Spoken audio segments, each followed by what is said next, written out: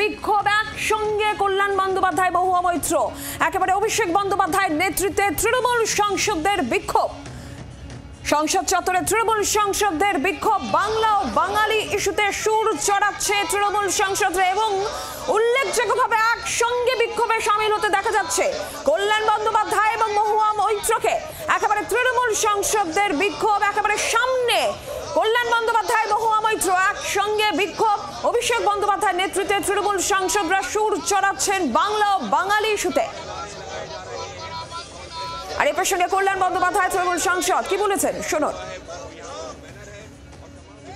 বাংলা ভাষাকে যেভাবে অপমান করা হচ্ছে সারা ভারতবর্ষে, যেখানে যেখানে বিজেপি রাজ্য আছে সেই সমস্ত বিজেপি রাজ্যে বাঙালিদের যেভাবে অ্যারেস্ট করা হচ্ছে এবং বাঙালিদের যেভাবে জেলে ঢুকিয়ে দেওয়া হচ্ছে এবং বলা হচ্ছে বাংলা ভাষা কোনো ভাষাই নয়, আমরা তার বিরুদ্ধে প্রতিবাদ করছি।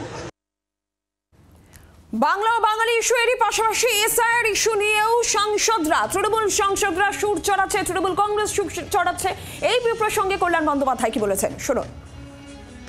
এসআইআরটা করতে পারে কি না করতে পারে সেটা তো এখন কোর্টের আওতায় রয়েছে, কিন্তু বিজেপি যেটা আছে দেখতে হচ্ছে যে সেই বিজেপি তো বলেছিল না ইলেকশন কমিশন যা করছে তাই হচ্ছে।